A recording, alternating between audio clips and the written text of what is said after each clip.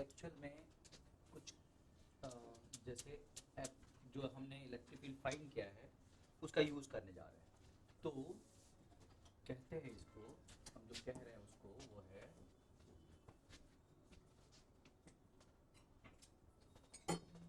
Super position principal.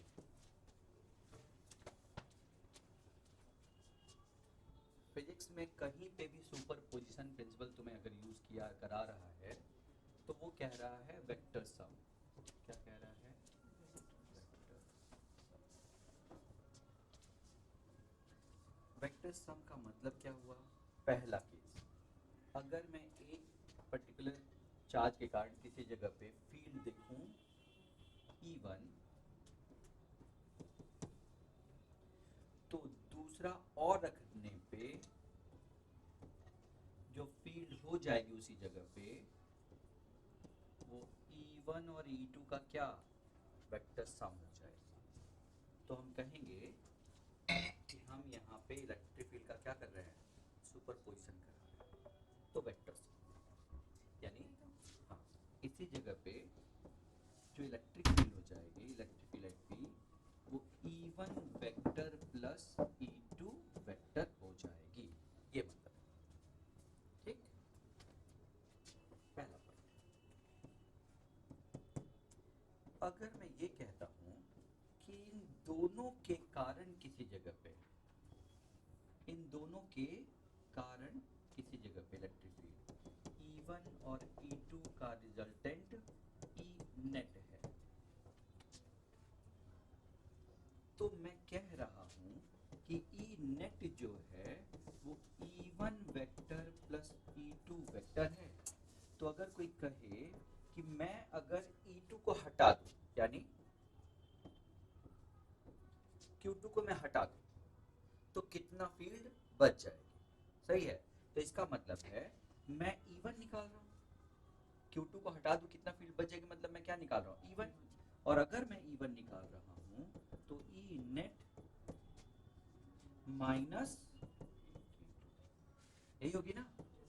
यानी पूरे में से जिसको हटाया उतना क्या कर दो? माइनस।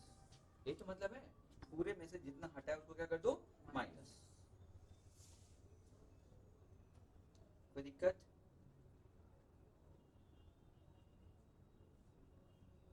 हेलो जी।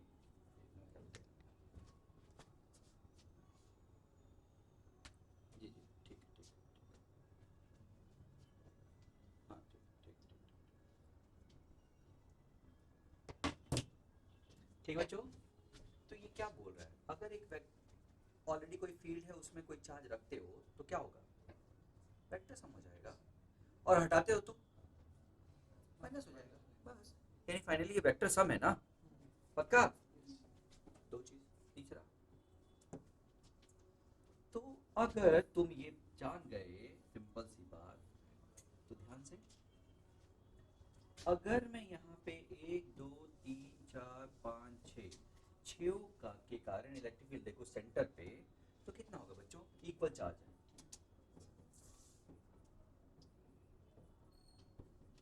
सेंटर पे इलेक्ट्रिक फील्ड कितनी होगी? Electric field at C due to all charge, due to charge on all coordinate will be zero. Symmetric है? बोलो। तो अगर मैं कहूं,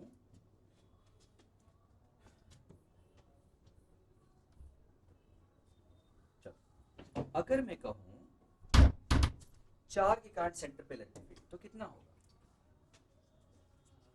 या 5 के कारण इलेक्ट्रिक फील्ड सेंटर पे तो कितना होगा? 1 2 3 4 5, और ये होता तो 6। तो भाई होता तो electric field due to 1 to 6 will be zero. तो electric field due to 1 to 5 plus electric field due to 6 must be zero. तो electric field due to 1 to 5 must be equal to minus times electric field due to 6। सही। कुल मिला के मैंने ऊपर जो बताया, पूरे के कारण फील्ड माइनस जो नहीं है उतना माइनस कर दो। तो पूरे करंट फील्ड क्या है? जीरो है। पूरे करंट फील्ड क्या है? जीरो। तो 5 के करंट फील्ड क्या होगा? 6 के बराबर। और वो तो एक है ना, उसका कितना होता है? के क्यू अपॉन आर, जो भी डिस्टेंस है, काम खत्म। तो 5 के कारण निकालने के बजाय एक के कारण निकालना। कोई कंफ्यूजन? मेरी बात समझ में आई?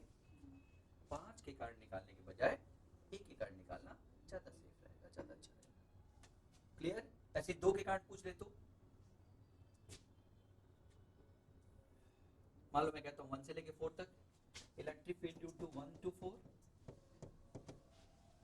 will be equal to electric field due to 5 plus electric field due to 6,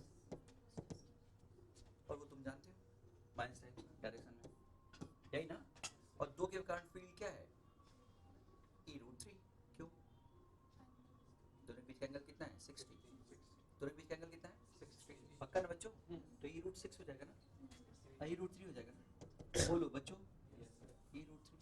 सबको समझ में आ रहा है क्या करना है? ये है सारा खेल। डायरेक्शन में तुम देख लेना, मतलब समझ गए ना, ये वेक्टर निकाल के अपना देख लेना। कोई कंफ्यूजन? ये मॉड निकाल रहे हैं हम लोग। क्या निकाल रहे हैं? ये सही ना? तो मॉड निकालना e√3। ई की वैल्यू कितनी हो जाएगी? के क्यू अपॉन आर स्क्वायर। क्या मेरी बात समझ में आ रही है सबको? मेरी बात सबको समझ में आ रही है?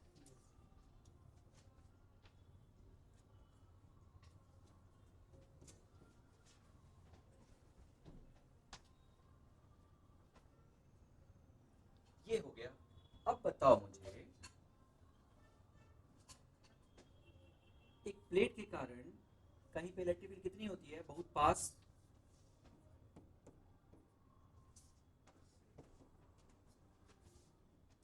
एक प्लेट के कारण इलेक्ट्रिक फील्ड कितनी होती है? इनफाइनाइट वायर की तरह काम करेगा। कितनी होती है? सिग्मा अपॉन 2 एप्सिलॉन नॉट, यही ना। नॉन कंडक्टिंग प्लेट है, चार्ज डेंसिटी सिग्मा है, ये होता है ना। अच्छा, तो ये बताओ बच्चों, ये चार्ज डेंसिटी सिग्मा का एक स्फीयर है, इसके एकदम बगल में देखें तो इलेक्ट्रिक फील्ड कितना होगा? पहले प्लेट के कारण सिग्मा अपॉन एप्सिलॉन, दूसरे प्लेट के कारण बाकी भी तो पार्ट है, उसका कुछ असर नहीं होगा क्या? होगा ना। बस मैं वही जानना चाहता हूँ। तो हम क्या करेंगे ऐसे क्वेश्चन में, ऐसे क्वेश्चन में हम उसको थोड़ा काट देंगे, और काट देंगे तो दो चीज हो जाएगी। एक,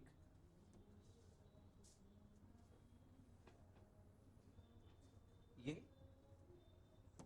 और दूसरा ये, और तब जाके हमें देखना है यहाँ पे। तुम समझ गए? छोटा वाला पार्ट जो काट के निकाला, जो बाकी बचा, सही ना? बोलो बच्चों। तो अब बात, अगर मुझे ये समझ में आए कि छोटा वाला कितना प्रोड्यूस कर रहा है, ये समझ में आ गया क्या करना है? बोलो बच्चों। अब बताओ, छोटा वाले की बात करते हैं केवल। तो ड्यू टू स्मॉल, जो छोटा सा टुकड़ा है उसके कारण यहाँ पे कौन बताएगा? फिर वही बात, सिग्मा अपॉन 2 एप्सिलॉन होगा ना। पक्का ना? नहीं, सिग्मा तो प्रॉपर्टी होती है ना, चार्ज पॉइंट ऑफ एरिया। तो छोटा सा लोगे तो भी वही आएगा ना। चार्ज पूरे का है लेकिन सिग्मा छोटे का भी होगा ना, sigma upon charge upon area. पक्का बच्चों? अच्छा, अब बताओ मुझे, यहाँ पे इलेक्ट्रिक फील्ड कितनी थी अगर ये होता तो?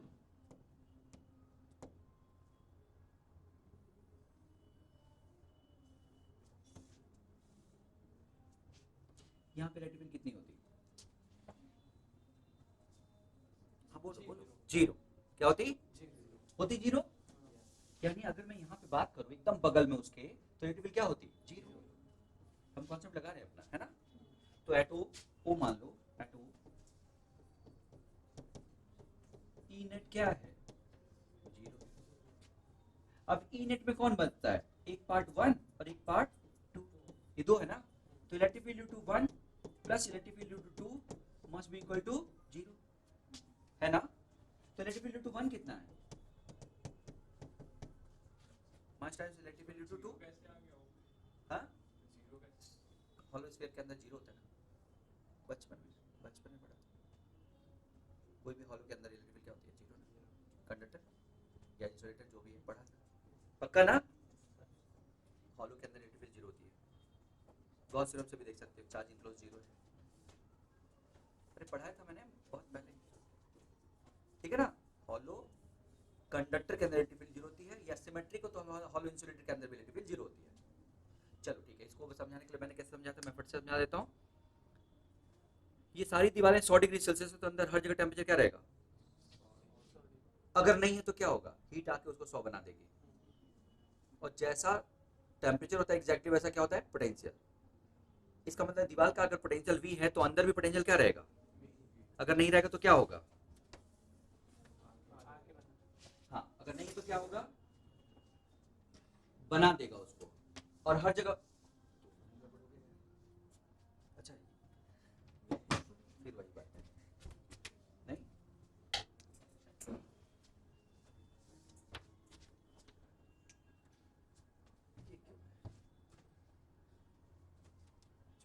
ठीक है, वहां पे मुझे लगा बार बार दिमाग में। ठीक है, तो हर जगह पोटेंशियल क्या हो जाएगा? सेम।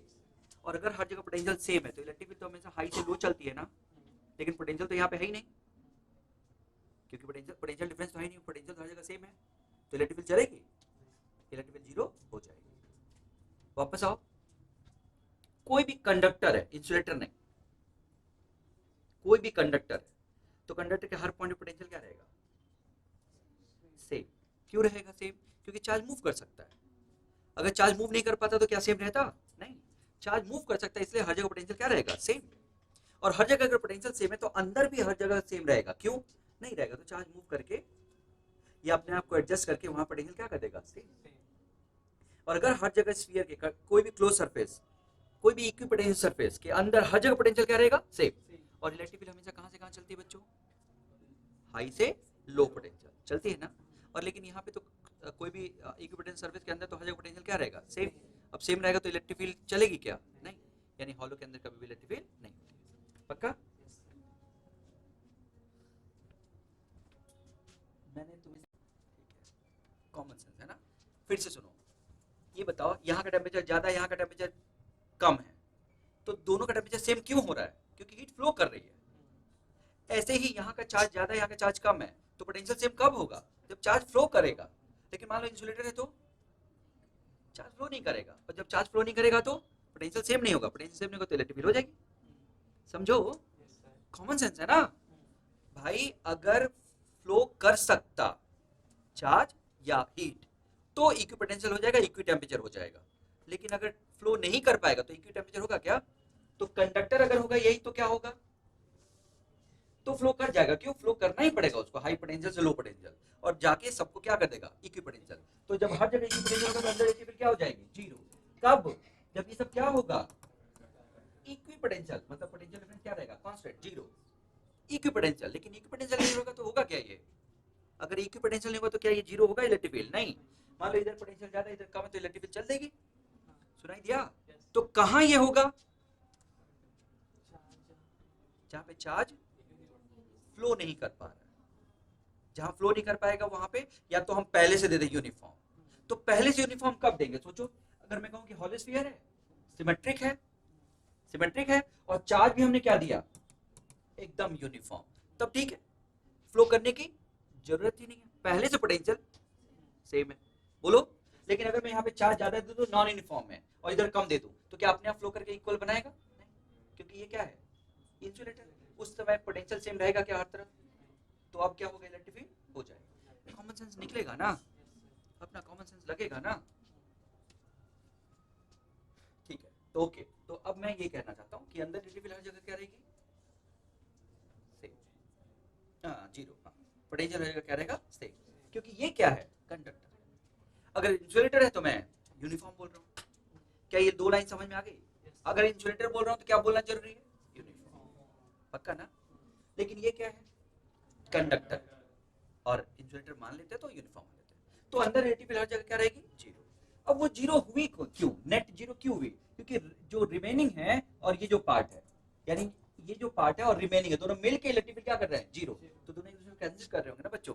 लेकिन 2 का फील्ड तो हम जानते हैं ना, कितना, बहुत पास देख रहे हैं, तो कितना है बच्चों, हाँ सिग्मा अपॉन 2 माइनस तो डायरेक्शन को शो कर रहा है ना, माइनस किसको शो कर रहा है, डायरेक्शन।